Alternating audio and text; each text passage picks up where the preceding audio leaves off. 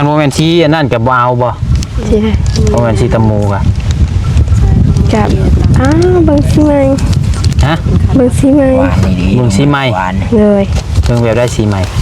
อยากได้สีที่มันมักสีนะเอาสมมติว่าบ่ได้สีนั่นได้ซะก็เอาสีใหม่เอาคือไอ้สั่งไปแล้วได้นี่ฮะนี่น่ะบินกันเอาเรียบร้อยนี่สิจุเบิ่งตัวเนี้ยแต่ว่าลืมถามเฮาก็อะไรลืมถามน้องเพิ่นว่ามักสีหยังอะไรบ่ได้เนี่ยอันนี้พังตัวกับพังไว้ลีได้เว้ากันปืนบ่ไกลได้บ่แม่นไอ้ตัวตรงๆบ่ได้เห็นเมื่อวานนี่จังหน่อยพระอาจารย์นี่เป็นคนยืนให้กับมือเราบ่เอาเราปฏิเสธแม่นโอ้นี่จังหน่อยผดเลือกลายนี่บ่ได้ซ้ำคือเพิ่นว่าเขาได้อยากได้ลายได้เท่าก้อยอันใดที่เพิ่นเอาให้เอาโลดบ่ต้องเลือกว่าอันนี้มันบ่งามอันนั้นมันบ่คักผู้ที่เพิ่นให้ครับมันก็เสียความรู้สึกได้อยู่เนาะจังเว้านั่นนะคือสมมุติว่าตัวเฮ็ดอ้ายนี่ซะเอาตัวเอาแต่ดอกกันเท่าๆให้อ้ายแล้วเอาแต่ดอกกันจุ่มๆให้บ่าวตาอ้ายว่าอู้ดอกกันเท่าแบบนี้ไปกินเองซะบัดนี้ตัวบ่เสียความรู้สึกบ่ซะเดี๋ยวก็เสียแล้วให้แล้วเนาะท่านแล้วอันนี้คือชุดไม้ได้นี่ตัวได้ซื้อกันจังกะซีมาให้นี่บ่ถึกใจตัวว่าบ่อยากได้เช่นจังซี่บัดนี้ FC ก็ด่าอีกได้ก็เสียทั้งความรู้สึกอีกจ้า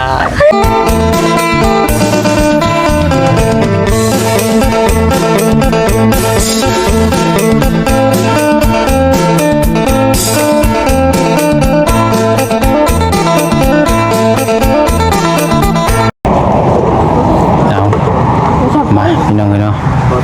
ซื้อบ่เดี๋ยวมันแตกได้มันแตกใส่ตัวได้ให้จับตัวทีบเอามาพี่น้องเนาะเปิดคลิปเปิดภาพมากกะฉากเปลี่ยนอยู่กับน้องน้อยพี่น้องตัวกระเปลี่ยนให้อ้ายเน่ไหนเบิ่งดีกว่าโปรโมทให้หน่อยกว่าเบิ่งโทรศัพท์กับแบตโพงอยู่มีเงินเปลี่ยนใช้สากกระแตกประเด็นโปรโมทให้แน่นี่จักมันทีสอดหัวตายมือใดพี่น้องเลยเนาะใช้สากก็ได้ยืมไม่ได้เสด็จสบายดีนะได้ยืมไม่ได้เสด็จเงินนี่เด้อนั่งก็ได้สบายดีฉันมันคือเปิดเองบอกแล้วอย่าเฮ็ดเห็นบอกมันช็อต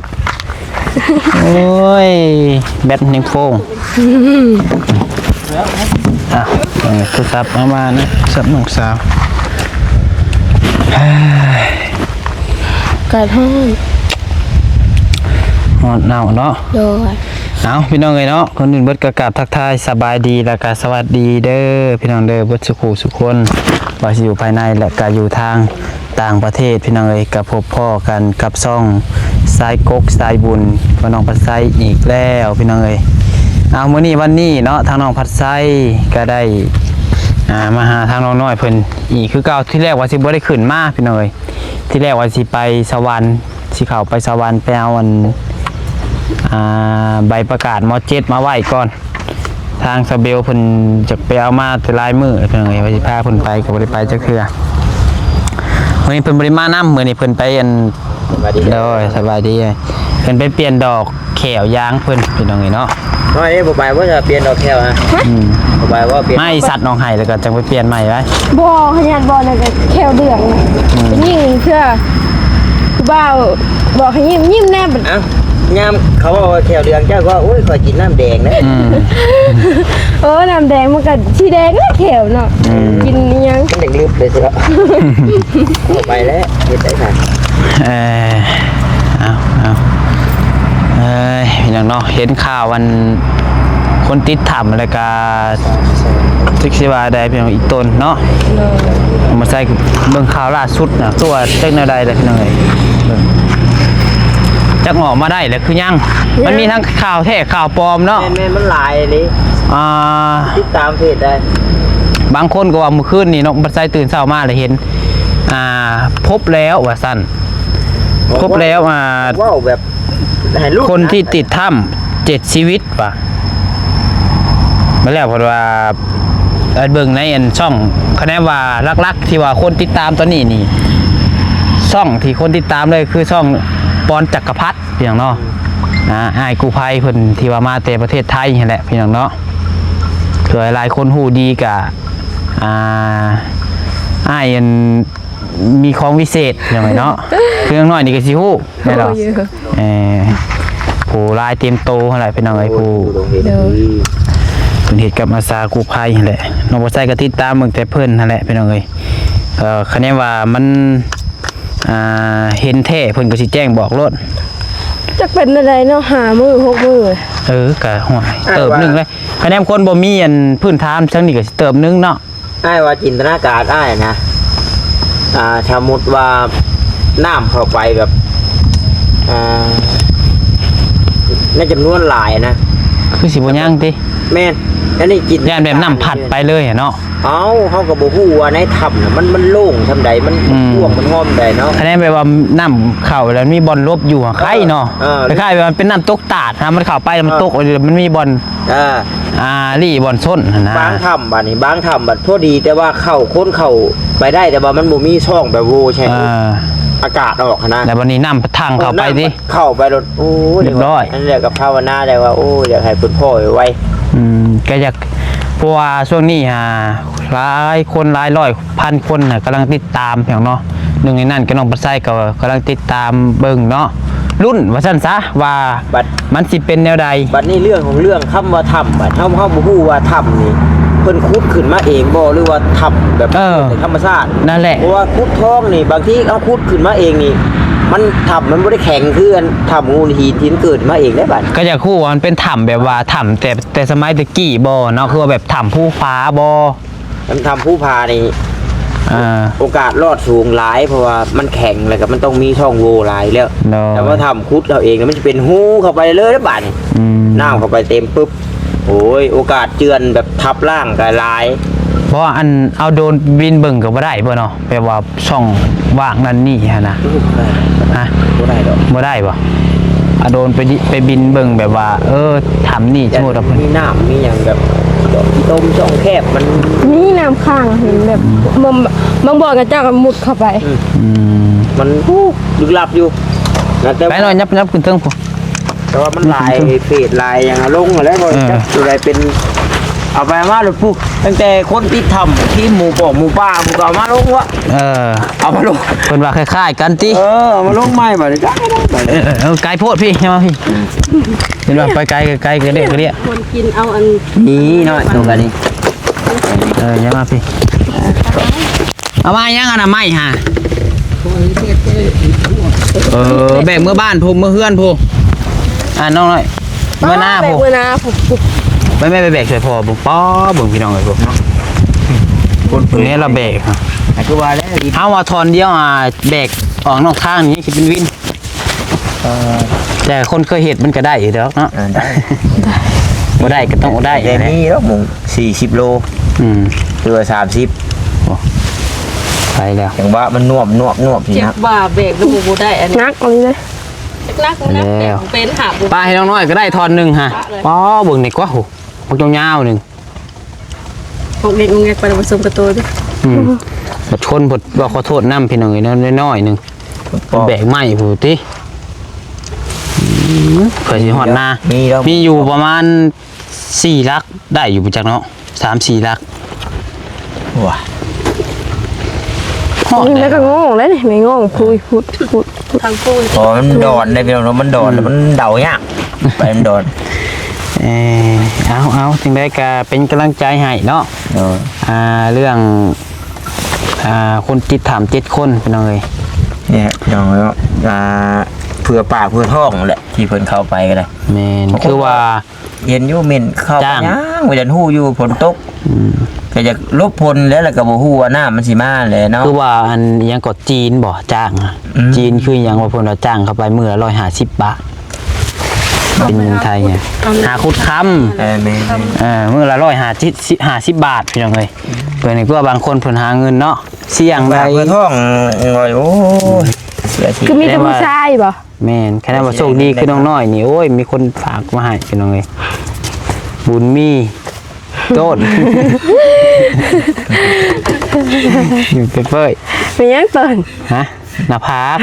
เขาเป็นต้นเลยสวด ท้องน้อยสู้ ต้นเนาะก็คือไปขายไม้ใส่ ดีแล้วทำมาน้อยดีแล้ว โดย เอาเลยขาดชมาก็ยังตาตีตาลายเนาะเพื่อสิได้เงินเหรียญหนึ่งก็ได้พี่น้องเลยเห็นว่าเฮ็ด YouTube นี่ก็บ่ได้เป็นอะไรสิง่ายเด้พี่น้องเอ้ยเนาะ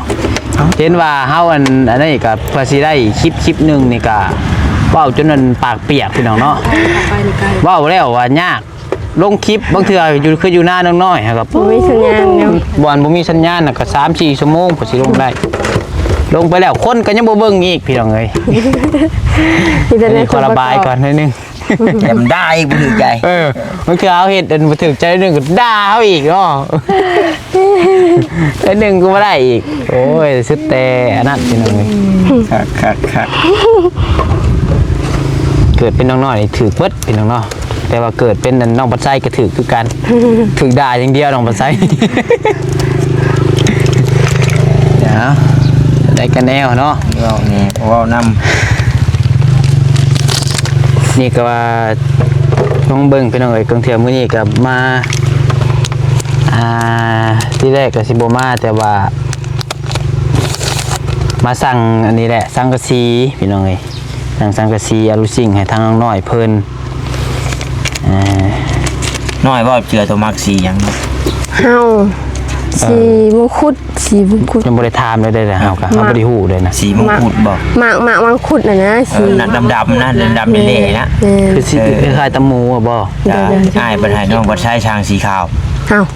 จะบ่เข้าขี้เมียงเหรอ บ่ได้เฮาบ่ได้ฮู้อีหลีได้เอาสั่งไปแล้วสั่งฮะบอกเพิ่นเรียบร้อยจักสิถึกสิมักบ่มักบ่ฮู้แต่ว่าสั่งไปแล้ว แต่อ้ายลบ เฮาก็ลืมถามว่า สีขาวอ่ะ ตัวมักสีหยัง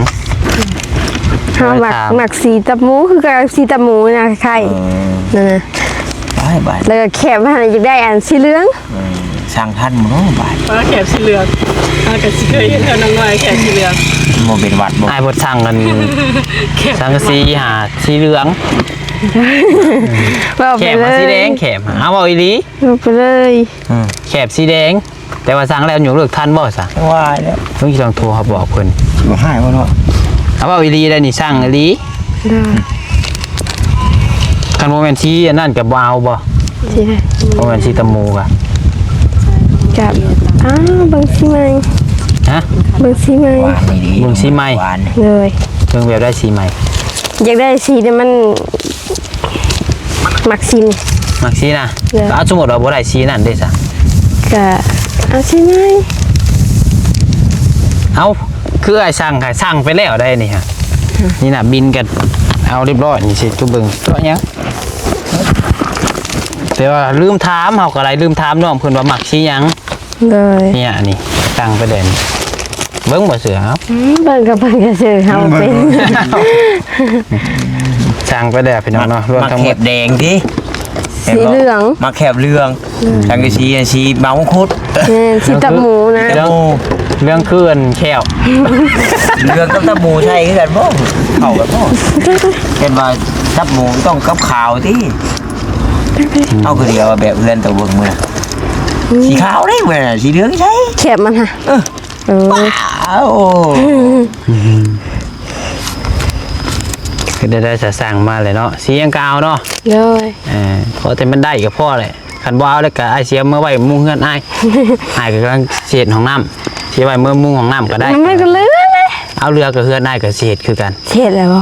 ก็สิไว้มุงเฮือนอ้ายก็ได้ตอนนั้นตัวบ่เอากัน มันก็เข้าขี้ยังเลย บ่เขาก็สิเฮ็ดแล้วน่ะมือก็แล้วเดี๋ยวนี้มุงเลย เธอคือว่าอย่างเท้ อ้าว บ้านเรา คันมีแนวมุงคันมันมีแนวมุงเนาะ ก็เดียวแล้ว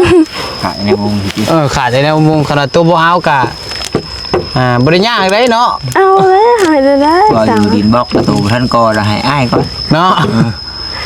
มันดอกได้เปล่าไอ้ดนน่ะ เอาฝนตกเห็นเปื่อยเลยเฮ้ยเลย คือปูนน่ะก็แต่ดนๆแล้วจักว่าน่ะบ่เลยบ่จัก แข็งแล้วจักถือไอโฟนลาย เว้าดีได้ดิตัวนี้ เอาแข็งได้ถือไอโฟนลาย จักฝนแหละถึงนี่ จะไม่ทำมันจะไม่ได้ไปนะเลย เรือ4 5ศอกผู้บอ สี ก สอบ นะเดี๋ยวว่าไว้น้ำเพิ่นน่ะก็ได้ ว่าหมอปูนนี่ถือไอโฟนนี่อยากเรียบร้อยเพิ่นจะแข็งเลย เอา ได้มาก่อนมากสีตะหมูด้วยแบบแคบแดงบาด แกบเหลืองอะนะ เหลืองจมูกตัดเหลือง เขา อย่าเลย เป็นสวัสดิ์ด้วยเลยสีเพื่อนใส่สีเหลือง มีแต่อันเอาอันผ่าสบงมาใส่เลยเนาะใหญ่พอตัวมาใส่ผ่าสบง ทำจากให้มันเข้ากันคืออันเอื้อนที่เขาเห็นเมื่อนั้นขอบกับตับหมูต่างกับสีกับตับหมูนั่นมาตัดกับแผ่นนั่นว่าอันนี้สีขาวนั่นไปเลย งามบ่ นะ เอาถ้ารุ่นเบิ้งจะพี่น้องเอ้ยจักสียังแล้วอันนี้สีตามใจเฮาได้เลือกตามใจแล้วครับว่าเฮาก็บูดจักสีสิเอาเฮาก็เห็นเพื่อนลังนึงเบิ่งคือว่าคือถูกใจดอกว่ะ งามอยู่ดิ เฮาก็ว่าเอาสีนี่แหละว่ะเอาลียังบ่ได้ยังบ่ได้ถามตัวเนาะยังบ่ได้ถามเลยได้บ่ได้ถามพระอีกว่าสีอ่ะเอาสีหยังถูกใจบ่ถูกอ่ะคันบ่ถูกใจก็ถูกด่าเพียงเนาะคันถูกใจก็ถูกชม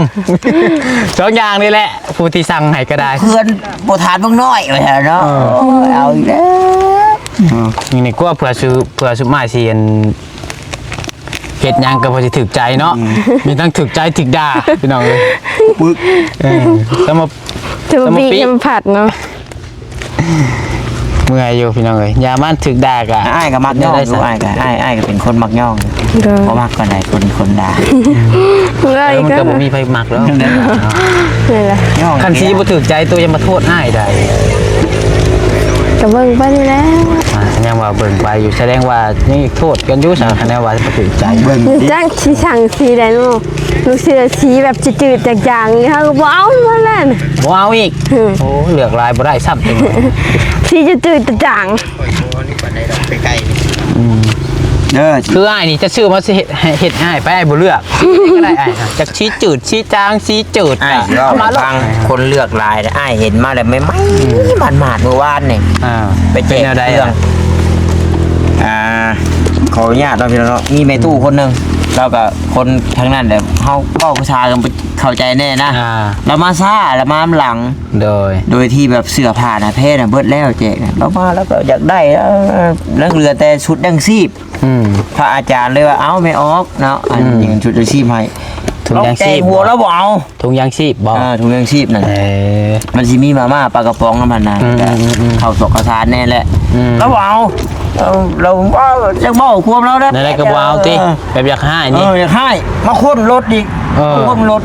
ถงจุ่มห้าวนี่เราอยากได้เขาถงโหคือความหมายแล้วนั่นนี่เขาอยากได้แบบเสื้อผ้าแพ้พวกเครื่องพวกอย่างนี้นะแบบมูเจ้ามาบ่ทันตัวเฮ็ดได้บ่ขอโทษนำเวลาแบบไปขอหมู่เด้อผู้ได้หลายโตว่ะแล้วแจกไปเด้เรามาเราขึ้นรถมอไซค์หาคนหาค่อยแบบ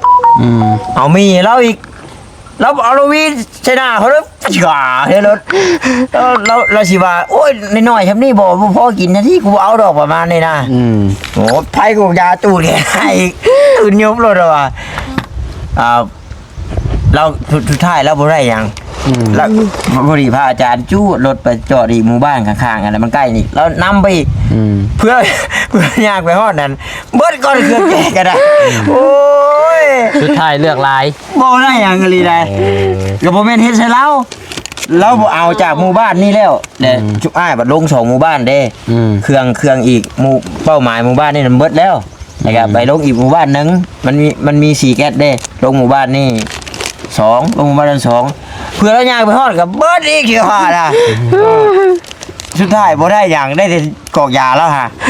แล้วก็เว้าเพื่อนี่แหละเพิ่นเว้าอยู่ว่าอันผู้ใหญ่เพิ่นเว้าอยู่เด้ผู้ใหญ่ผู้เฒ่าเพิ่นเว้าอยู่ว่าคนที่เลือกลายบ่ได้ซ้ำเนาะได้ลายได้ทอก้อยเพิ่นเว้าอยู่เด้อันนี้ก็บ่เอาอันนั้นก็บ่เอาได้หน่อยไปขอบคุณบัดจริงเพิ่นเอาให้แหละชุดจังชีพน่ะก็เอากว่าเอาไว้บัดนี้อ้ายก็เอามีให้อีกก็เอากว่าดอกอ้ายน่ะเพิ่นเผาเอาแล้วย่างมาบ่เพิ่นแจกอีกก็ได้อีกแม่นมันอันนี้หลุดไปอารวาสหมู่ว่าบ่ได้เอาไปมาหมู่แจกแล้วเพิ่นมาแล้วก็ได้อันนี้พังตัวกับพังไว้ลีได้ว่าวันปืนบุไกได้บริเวณไอ้ตัวได้เห็นเมื่อวานนี่จังหน่อยพระอาจารย์นี่เป็นคนยืนให้กับมือเราบ่เอาเราปฏิเสธแม่นโอ้จังหน่อยผลเลือกลายนี่บ่ได้ซ้ำคือเพิ่นว่าเขาได้อยากได้ลายได้ทอก้อย อันใดที่เพิ่นเอาให้เอาโลดบ่ต้องเลือกว่าอันนี้มันบ่งามอันนั้นมันบ่คักผู้ที่เพิ่นให้ครับมันก็เสียความรู้สึกได้อยู่เนาะจังเว้านั่นนะคือสมมุติว่าตัวเอาเฮ็ดอ้ายนี่ซะเอา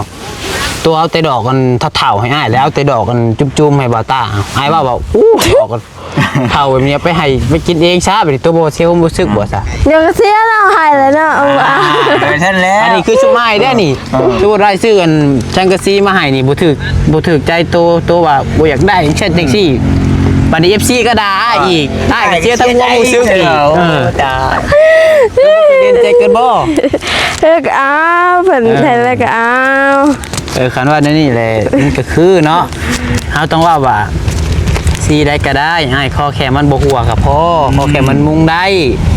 น้องครับบ่มีปัญหาดอกน้องข้อแค่มันเวลาเพิ่นยังย่ำอยู่เอาเกรดดีๆได้ลูกเอ้ยเราเกรดดีๆแน่บ่ยากได้จังยืนน่ะจะได้เท่าใดแม่เลยโอ้จะอยากได้ 50,000 บาทก็คันเงินจะถึงมาโลดมีว่าอันแบบ 50,000 บาทอ้าวคันเงินตัวถึงมีหมดเป็นแสนบาทพู้แล้วนี่แหละบักได้เจ็บแบบใดบักแบบกันฮ้อนเลยนะมีอันแบบมันพ้นตกเลยบ่ได้ยินเสียงเลยก็มีโดนมากแบบระเบิดอันแบบกันระเบิดก็มีแบบระเบิดตกลงมาใส่เลยมันดอนถึงคืนน่ะมีอะไรกันหิมะตกยังบ่ได้ยินนะแต่โพมันได้เห็นซ้ำยก2ชั้นนี่เอาซะสิฮ้อนอะไรก็สังกะสีนะเป็นโพมเลยเป็นโพมติดอยู่ไงเอาพาไว้คิดจะมีแล้วว่าอะไรกันเนาะบัดนะขโมดจริงจังก่อนพี่น้องเนาะก็คืองบทางไอ้ต้าหามีเท่าไรก็อาจถามอีกก่อน3 ล้านกับ700,000 20,000เหมาแล้วหน่อยเนาะแต่ว่าได้ 10,000เรายังเขายังหายบดได้10,000เรือตอนนั้นเขายังหายแล้วบดได้หรือว่า20,000นี่ชื่อเพ่มากินน้ำกันได้มาได้ได้โอ้โหไม่ได้ได้บ่ให้ขึ้นอีกครับเขาให้กับมันมีอยู่อัน9,99,000ปลายมันอาจจะเนาะใช่ให้ซื้อน้ำซื้อในเอาแต่9 ล้านเนาะเลยแบบนี้โอ้ยใครเน้เนาะมีอยู่3 ล้านปลายเนาะกะสิมาชมทบกันโตกับชื่ออารุซิ่งบอกคือว่าสิไว้ขาสร้างแต่ชิมอบเลยน้องเลยน้องจัดการเลยทำแบบพ่อจะได้ครับเพราะว่างบน้ำเฮาตอนนี้มี6 ล้านถ่วนแล้วบัดนี้ทางไอ้ตูนเพิ่นโอนมาให้อีก1.2 ล้านกับเพิ่นโอนมาแล้วก็เป็นนั้น7,200,000เนาะนั่นได้พ่อว่าจังซี่ 7,200,000มันก็ยังบ่พอแล้วยังบ่พอคือเอาว่าเอาจังซี่คันเท่าไหร่เป็นเงินบาทเมื่อวานนี้เท่าไหร่เบิ่งมันตกอยู่ 12,700 บาทแสดงว่าเป็นเงินกีบมันตกอยู่ประมาณ8 ล้านปลายเกือบ9 ล้านบ่ได้มันติคือเว้าง่ายๆว่าแล้วก็เงินนั่นมันเหลือซื้อสังกะสีเท่าใดเฮาจังโฮมใช้ค่าสร้างเนาะแม่นเบิ่งเด้อเบิ่งลองกันไล่เบิ่งอีกทีนึงมันติมาถ้าถามเรทนั่นมันก็มือขึ้นมือลงบางมือก็83บางมือก็80มื้อนี้เฮาถามทางห้านเพิ่นแล้วเขาว่าสิจ่ายเงินกีบเพิ่นเอา85แม่นลองคูณเบิ่งโอแข็งอยู่เนาะโดยเด้อ12,700เนาะคูณ685มันตกอยู่8,699,000คุณแล้ว8,700,000ได้ซั่นน่ะ99,500 กีบก็ซ้ำตกอยู่ประมาณ8,700,000พี่น้องเอ้ยจังได๋คันน้องๆสิต่อนำเพิ่นได้ประมาณแรกของที่ของขายมาเจ้าต่อเพิ่นเด้อเจ้าก็ต่อเพิ่นจัก100,000-200,000ก็ต่อลงเบิ่งต่อได้เจ้าเพิ่นต่อไปต่อมาซั่นน่ะบ่ค่าน้ำมันให้ค่าน้ำมันดีกว่าโอ้ใกล้ๆนึงใกล้บ่เพิ่นรุดให้อยู่ปากนี่สิขึ้นอยู่กับปากเพิ่นเอาเสื้อมาให้เห็นบ่เอาอีหลีโอ้เอาเว้าดีเนาะก็นั่นแหละพี่น้องเอ้ยเพราะว่าเราก็ใส่ก็ยังบ่ฮู้เพราะว่าบางเทื่อ จังว่าสิได้ไปน้ำเพิ่นประจักไปน้ำเขาไอเตียงประจักพี่น้องเอ้ย จะมีเครื่องของ กับพังเบื้องก้อนเพราะว่าคันว่าไปผดสิทีมงานเพื่อนน้องๆอีกพี่น้องเอ้ยที่ได้คณะโบเฮ็ดกะคณะโบซื้อมาเฮ็ดผด FC ผลแห่งว่าวอยู่พี่น้องเนาะอย่าลีลาผลว่ารีบซื้อไปทำเลยทำไมลีลาจังเลยผลว่าได้พี่น้องเอ้ยเนาะผู้บ่เข้าใจก็ได้ เพราะว่าที่เฮาลีลานี่ย้อนหยังพี่น้องงบคือมันอยู่น้ำลายคนแล้วมันบ่ได้เห็นกันเนาะคือช่วงหนึ่งกายตาเพิ่นขึ้นไปเซโปนพี่น้องเอ้ยช่วงหนึ่งงบก็ยังบ่พออันนี้มาชื่อลีนบ่อยู่เพราะผม แม่นมันก็เลยแบบว่ากลายเป็นเซ่อซ่าและพี่น้องเอ้ย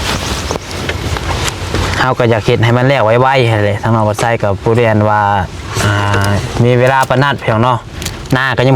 บ่แล้วซ้ำหน้าก็ได้ผู้ใจอยากไปหวานก้าใส่เพาะอยากไปหวานนั่นข้าวซอยพ่อแน่นี่ผู้ใจอยากหายทางเอาก็ได้ต้องน้อยกันได้ถ่ายคุณหน้าแล้วหรือบ่จ้ะคันว่ามีงบมาเฮายังเฮ็ดอยากเฮ็ดให้มันแล้วบาทเดียวผู้แหละเนาะงานจังเดินแม่น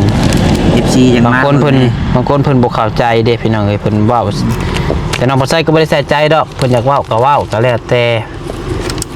ผู้เพิ่นเว้าเพิ่นก็บ่ได้ซอยหั่นนะผู้เพิ่นซอยเพิ่นก็บ่ได้เว้าผู้เพิ่นซอยเพิ่นยังว่าโอ้ยปัจจัยเอ้ยว่าบ่ต้องพาดอกลูกเพิ่นว่าให้ลูกเคลียร์เวียกเคลียร์งานไปเฮ็ดหน้าใส่พ่อก่อนจังไปอันมุ่งให้น้องเพิ่นก็ได้เพิ่นว่าผู้เพิ่นเจ้าของเงินได้ผู้เพิ่นฝากมาน่ะเพิ่นว่าจะต้องเอาเวียกงานเจ้าก่อนผู้เพิ่นเจ้าของเงินแท้ๆก็ได้พี่น้องเอ้ยแต่ว่าเฮาก็ทางนั้นทางนี้เนาะเฮาก็อยากเฮ็ดให้มันแล้วพี่น้องเอ้ยผู้เพิ่นช่วยเพิ่นก็เบิ่งอยู่ผู้แม่มันเป็นแบบใดมาได้แล้วก็เพิ่นก็คุยอยู่เนาะกับเฮาสินะโดยสะดวกบ่ไปได้บ่เรื่องเป็นไปแบบใดมาแบบใดก็เว้าอยู่สามีแต่ว่าถ้าเบิ่งผู้แหละพี่น้องเอ้ยช่วงบ่ายๆเพิ่นว่าประมาณบ่าย 2-3ผู้บ่จักเพิ่นก็สิมาเนาะแม่นเพิ่นสิมาส่งให้แต่ว่าถือมุกบ่ถือใจก็เข้าออกไอ้อยากให้ฉันได้ก็ยิ้มไว้เนาะบ่พอใจฉันได้ก็ยิ้มไว้ให้คืนได้ก็บ่ได้ยอมเด้เนาะเฮาก็สั่งให้แล้วเฮาก็เฮ็ดตามหน้าที่ได้สีเหลืองเนาะไผสิขึ้นพ่อเนาะสีเหลืองมันใส่กับวัดผู้นั่นแหละได้ยังได้สีเหลืองอยากได้เห็นของยาคูอีกทีไผสิขึ้นพ่อเนาะอ้ายก็เห็นสีขาวสีหยังจะได้เอาบ่ได้บางเทื่อเฮาสักสีเหลืองก็มีบ่สีเหลืองก็สีเขียวนี่แล้วเดี๋ยวสั่งตามใจเนาะมั่วเนาะนี่ก็สีแล้วชัดถูกเลยคือเฮานี่เนาะขอแต่มันบ่หัวก็พออันนี้ว่าอยู่อ้ายก็เคยได้ทำการช่วยเหลือกันเรื่องเฮือนเรื่องชานเพิ่นช่วยตัวใดมาก็เอาบ่แท้จริงมันก็บ่ได้ตามขั้นตามตอนไหนแต่ว่าเพิ่นบางคนเพิ่นก็อยากชื่อนู่นนี่นั่นให้เอาไปโดดนี่นะมีหยังไว้ฮับไปก่อนบ่น้ำใจเพิ่นเด้เพิ่นช่วยในจุดนั่นเด้โดยคือเจ้านี่ผู้เพิ่นอยากช่วยเรื่องของน้ำนี่เนาะเพิ่นก็ฮู้ว่าหลังคาเจ้าบ่แล้วนี่แต่ว่าเพิ่นอยากซอยตัวนั้นเพิ่นพอใจเพิ่นเนาะจุดประสงค์เพิ่นอยากให้ตัวนั้นเพิ่นอยากทาก็ง่ายๆคือพอสร้างยาวนะพี่น้องเอ้ยเพื่อนเรายังบ่ทันได้ก่อซ้ำมันมีแม่ฮักคนหนึ่งเพิ่นโอนมาไว้ชื่อกะโลอ่ะเพื่อนบ่ทันก่อแต่ชื่อกะโลฮะก็แบบนั้นแหละนั่นแหละก็จังว่าเอ้างบชื่อกะโลเฮานี่ 9,000 หยังว่าแล้วบ่เลยเฮือนเราอ่ะแล้วว่าไว้อันชื่อกะโลให้พอสร้างเด้อทั้งที่เฮือนยังบ่ทันได้ก่อตอนนั้นแท้จริงทำเอาครับท่านกับตอนต้องก่อพุ่นก่อแล้วเทพื้นแล้วจังชื่อก็รู้อันนี้เพิ่นโอนมาให้ก่อนเลยว่าแต่เฮาก็สิไปเว้าไปคาดเพิ่นบ่ได้แนวจุดประสงค์เพิ่นเด็กซอยตัวนั้นแม่นคือคักๆเลยล่ะเด้อไปเอาว่าหยอกว่าฮู้กันพี่น้องเอ้ยเนาะกันครับนาวท่านคาดและนาวท่านได้คาดบัดอยากให้จ้างคนดำแล้วนะมันบ่ทันได้ดำบ่ทันได้ดกก้ามันอยากให้ดำเป็นไปบ่ได้เด้อติเป็นไปบ่ได้ต้องการจ้างคนโลก้าก่อนไอ้ที่ดำหน้าโอเคซะพี่น้องเอ้ยไปมินแต่ว่าถ้าเบิ่งรอรุ่นเบิ่งน้ำกันเรื่องสังกะสีน้องน้อยเนาะ ว่าสิเป็นสีหยังกันแท้พี่น้องเอ้ยแต่ว่าน้องปัสสายังบ่บอกในคลิปถ้าเพิ่นมาส่งจัง รุ่น จัง ไม่ยากเลย จังนั่นพี่น้องเอ้ย เพราะอ้ายบ่ได้ถามนะ โดยว่าไงก็ให้ FC รุ่นนำกันแน่พี่น้องเนาะให้ว่าน้องน้อยสิให้บ่ควรกลัว โอ้บ่ให้ ก็สิหนาบูดพี่น้องเนาะมันเทื่อมาเพิ่นเป็นสีเขียวบ่ว่าเบะเขาให้ก็มีพี่น้องเนาะบ่ให้ก็สิให้ซามีและเอาไว้เสปัดพุ่นโลก ไปเยอะแล้ว ไปพี่น้องแห่งว่าให้ยืดให้ยาวผมมีสิ้นสุดเนาะจังไดก็ฝากเป็นกำลังใจติดตามเบิ่งตอนต่อไปเพื่อนซานน้องน้อยก็ได้พอดีมีแฮงบ่สุขสุคนเด้อเด้อโชคมานร่ำรวยสบายดีโดย